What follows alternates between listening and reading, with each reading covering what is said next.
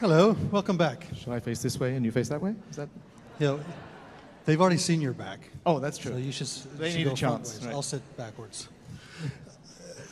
Good evening. My name is Mervon Mehta. I'm Executive Director of Performing Arts at the Royal Conservatory. And on our jazz concerts, we often do these intermission chats with the artists to see if we can unveil some kind of deep, dark secrets, maybe make you cry or something like Oprah. But we have never done one on a conservatory orchestra concert, and I thought, let's experiment, and who better to experiment with than you? Right. Well, I guess I should warn you that conductors cry easily. So be gentle. I had heard actually that conductors make people cry. There's that too, yeah. It's a thrill to have you in Toronto, and you've been here obviously a while, but thrilled to have you back at Koerner Hall for your second concert in this hall. So let me start by asking you a question. I mean, you work with the Toronto Symphony and then orchestras all over the world. Do you approach a rehearsal differently when working with the student orchestra than working with your own band down the street? You know, every rehearsal is completely unpredictable in a way. I mean, I think that if you plan everything you're going to do and you say, oh, this bar I want, that bar I want, then you're not really responding to what's going on. And I think it's a very active kind of exercise going through a rehearsal where you should be very spontaneous. And it's much more interesting for the players if they feel like, we're not quite sure what he's going to talk about today. And so, of course, with the students, we go into much more detail. And I speak more about general things. Sometimes if I notice something that's going on in their development that isn't quite where it should be, where I feel it could be, then I'll talk in a general way about a way of inflecting, or I'll talk about general subjects, musical subjects, so that they don't just learn how to play that bar, hopefully, but they learn something extra, because, you know, it's a life of learning, but it's particularly a strong period when you're at conservatories. But it's very, very spontaneous and dependent entirely on the repertoire and on the mood. And, you know, sometimes if I get the TSO and it's the morning after a big performance, I know that I'm going to have to somehow bring them to life, or maybe not bother them too much because we might have another concert that night. So you have to be really spontaneous. It's a bit like training, you know. I mean, you're an athlete. Right? Clearly, yes.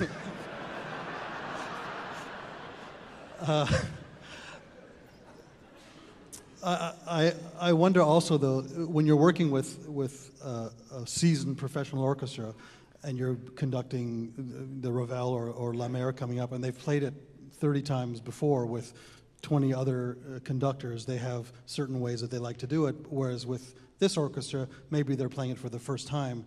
So you can instill your vision, and this will be the vision that they will then carry with them through the rest of their lives. I can ruin their taste for La Mer for life. It's great privilege. Yeah. You know, the interesting thing, though, about orchestra, I remember the concertmaster of the Houston Symphony, I once said to him, you know, would it be okay if we take blah, blah, blah tempo?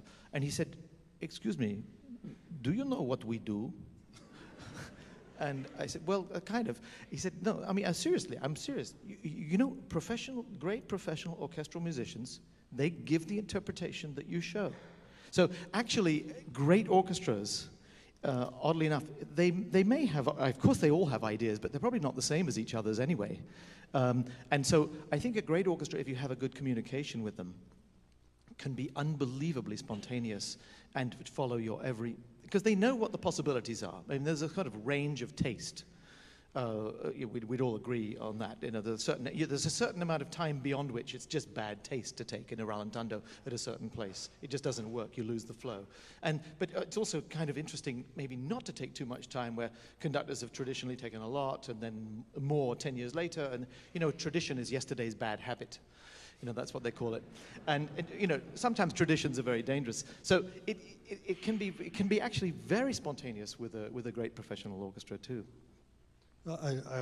often remember I heard a Rite of Spring with the Chicago Symphony that Daniel Barenboim conducted, and it was absolutely thrilling. The entire audience was on the edge of their seats, and I went backstage afterwards to meet some of the musicians, and they were visibly upset and angry. And I said, that was a brilliant performance. Why do you look so glum? He said, we never know what the hell that guy's going to do on the podium.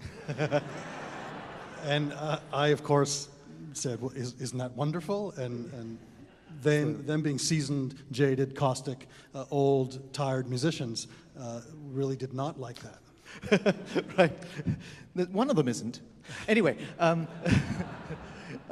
Chicago's actually just another example of an orchestra that when they're in the mood, I mean, they'll follow anything you do. It's really wonderful. But, the Rite of Spring, it's good to keep people on edge, especially if they know it really well. But you don't want to make too many mistakes in the Rite of Spring. That can be kind of disastrous as well. I mean, as a conductor, I'm saying. Yeah. Let me ask you, as a violinist, a trained violinist, former violinist, when you're approaching Mozart now, do you approach it as if you're playing in a string quartet? How does the different voices talking to each other? How do you approach it as a violinist, as opposed to a pianist conductor or a bass player conductor? We mentioned Daniel Barenboim. He's the one who said all music is chamber music. So when I play the piano, my left hand plays chamber music with my right hand, and that's a nice way of putting it, actually. And the greatest orchestral playing is chamber music.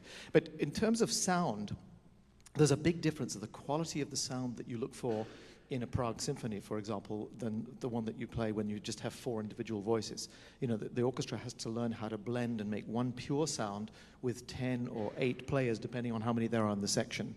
And you also have the whole issue of distance, that the horns are quite 20, 30 feet behind the first violins, and they have to really predict, because it's difficult to hear. So there's a lot of guidance that goes on. But main thing is to try to get everybody on the stage to feel extremely closely connected, even though they're geographically not that close. And how do you do that? Well, of course, I didn't make it that easy for them. As you noticed, I put the seconds on the opposite side, which is the way orchestras played until actually quite recently. But when you have very large orchestrations, the distance between the back of the first violins and the back of the second violins when they're across the stage is enormous, and it's quite tricky to hear very close registers. It's easier to hear a bass line across the stage than it is a line that's just a third below you. So, one of the tricks of orchestra is that they have to be led from the people who are at the back. The people at the back of the section need to be actually much more aggressive in a way than the people who are sitting right next to the conductor, because for them it's easy to feel exactly what's happening. But so the leaders of sections, in fact, have to lead, but not play early. They have to play what we call playing into the sound of the section. And that tends to bring things together and brings the sound more level. So why did you change the cellos inside to the cellos outside between the Mozart and the Ravel? I sort of feel that when at a certain point in the 20th century, there's so much playing together of firsts and seconds, whereas in the classical period, there's a lot of antiphonal, conversational playing, which is wonderful to hear literally coming from different places. So for ensemble issues, it's generally, for the rest of the program, we'll be sitting with the firsts and seconds next to each other. And just simply for ensemble, that makes it easier. Do you have any history of conducting in your family or anything like that? Do you know anything about it? Trains, maybe. Trains. Yeah.